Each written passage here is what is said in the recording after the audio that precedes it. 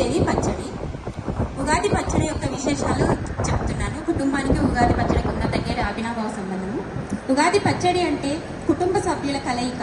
పచ్చడిలో తీపి, పులుపు, ఒగరు ఉంటాయి. కుటుంబంలో అమ్మ, నాన్న, అక్క, అన్న ఉంటారు.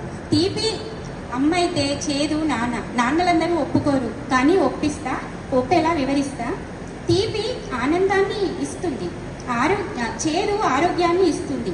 తీపి అంటే సుఖమని, చేదు అంటే కష్టమని అనుకుంటారు, కానీ కాదు. తీపి అనేది తిన్న క్షణం ఆనందాన్ని ఇస్తుంది, కానీ చేదు తిన్న క్షణం తప్ప ప్రతి క్షణం ఆరోగ్యాన్ని ఇస్తుంది.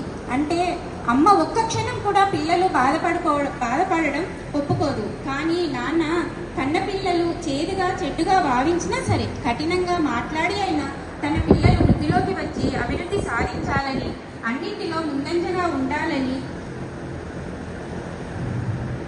అడుగడుగునా వెన్నంటి ఉంటాడు. అన్ని అవసరాలను తీర్చుతాడు. ఆఖరికి చేదుగా భావించినా సరే కఠినంగా వ్యవహరిస్తాడు. అమ్మ దీవెన అయితే నాన్న ఆవేదన. అమ్మకు దీవించడం మాత్రమే తెలుసు. నాన్న ప్రతి క్షణం ఎక్కడ తప్పుదారి పడతారో పిల్లలు అని ఆవేదన పడుతూనే జీవిస్తాడు. అందుకే అమ్మ ప్రేమ కన్నా నాన్న ప్రేమ గొప్పది అని తెలుసుకొని అమ్మను ప్రేమించండి, నాన్నను గౌరవించండి. ఉగాది వచ్చేసింది, ఉత్సాహాన్ని నింపేసింది, ఊరు వాడ పనిచేసింది. శుభకృతి నామ సంవత్సరంకు శుభం పలుకుతూ క్రోధీనామ సంవత్సరంకు ఆహ్వానం పలుకుదాం రండి.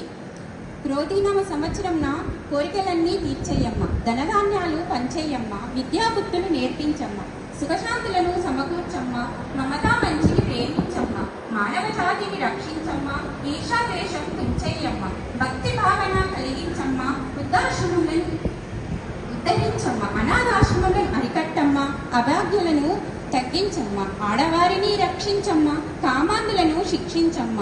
అమ్మా నాన్నలకు అర్థం పెంచే ఉమ్మడి కుటుంబాలను ఉద్ధరించి కలిసి ఉంటే కలదు సుఖం అని నిరూపించి వివాహాల విలువలను పెంచి విడాకులను తుంచేసి దర్జాన్యాన్ని దక్కించి దర్జా బ్రతుకులు మాకియ్యమ్మ. జై హింద్. వావ్, నైస్ అండి. చాలా